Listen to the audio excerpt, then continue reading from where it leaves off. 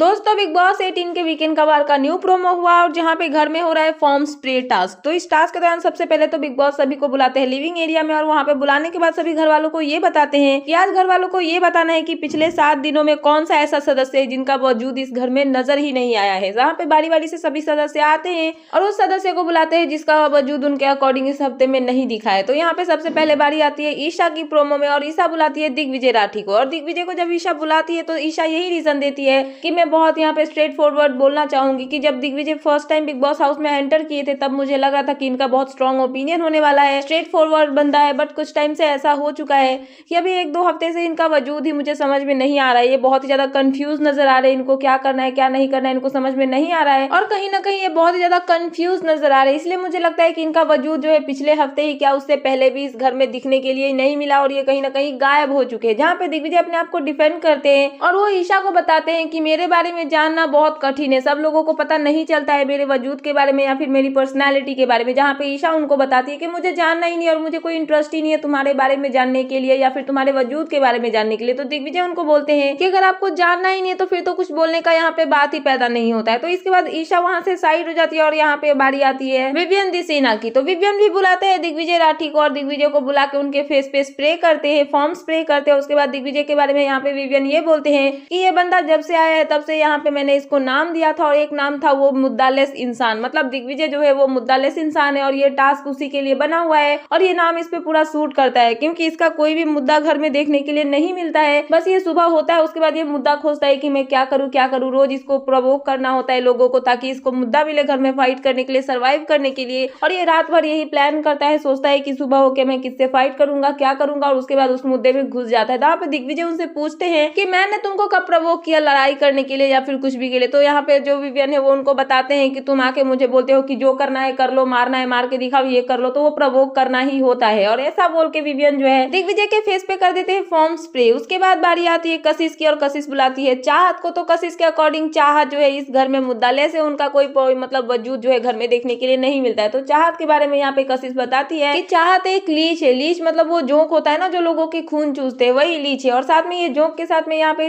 कशिश जो है वो चाहत को जोक भी बोलती है जो एक बस मजाक बन के रह गई। और साथ में यहाँ पे कशिश चाहत को ये बोलती है कि ये एक मतलब होस्ट बॉडी खोजती है हर हफ्ते और उस होस्ट बॉडी को यहाँ पे टारगेट बनाती है और उस टारगेट का यूज करके पूरा हफ्ता उसका खून चूसती है। तो ऐसा बोल के कशिश यहाँ पे चाहत के फेस पे फॉर्म स्प्रे कर देती है। बट चाहत जो है वो बोलती है कि ऐसे ही इंसान होते हैं जो छोटी छोटी बातों में ऐसी छोटी छोटी बातों में खुशियां ढूंढते हैं। और ऐसा बोल के चाहत वहां से वर्कआउट कर जाती है। उसके बाद बारी आती है करणवीर मेहरा की और करण बुलाते हैं रजत दलाल को और रजत दलाल को कंपेयर करते हैं हेडलेस चिकन से। जहाँ पे करणवीर बताते हैं कि मतलब कई बार ऐसा होता है कि मैं जो फुटबॉल है वो बहुत लेट से खेलना सीखा हूँ और जिसकी वजह से कई बार ऐसा होता था कि मैं फुटबॉल के साथ साथ भागने की जगह फुटबॉल से आगे ही भाग जाता था। इसलिए मुझे कुछ लोग जो है वो हेडलेस चिकन बुलाते थे और इस घर में बिग बॉस 18 के हाउस में रजत दलाल वो हेडलेस चिकन है। और ऐसा बोल के जो करणवीर है उनके फेस पे फॉर्म स्प्रे कर देते हैं। बट यहाँ पे रजत बोलते हैं करणवीर को कि और भी है तो और भी मेरे फेस पे स्प्रे कर सकते हो, मुझे कोई प्रॉब्लम नहीं है। तो करणवीर बोलते हैं कि मेरा तो हो गया, तुझे अगर चाहिए तो मैं करने के लिए रेडी हूँ, कर दूं क्या। बट इतने पे ही प्रोमो खत्म हो जाता है। तो यहाँ पे टास्क के दौरान सभी घर वाले अपने मन की भड़ास निकालते हुए नजर आएंगे एक दूसरे पे। तो ये टास्क बहुत ही ज्यादा इंटरेस्टिंग होने वाला है। तो आप कितने एक्साइटेड हो इस टास्क को लेके प्लीज मुझे कमेंट सेक्शन में कमेंट करके बताना। एंड ऐसे ही लेटेस्ट अपडेट पाने के लिए प्लीज मेरे चैनल को सब्सक्राइब करना एंड बेल आइकन प्रेस करना ताकि मेरे आने वाले सारे वीडियोस के नोटिफिकेशन आपके पास टाइम पे पहुंचते रहे। सो मिलता है नेक्स्ट वीडियो में। So thanks for watching and bye bye.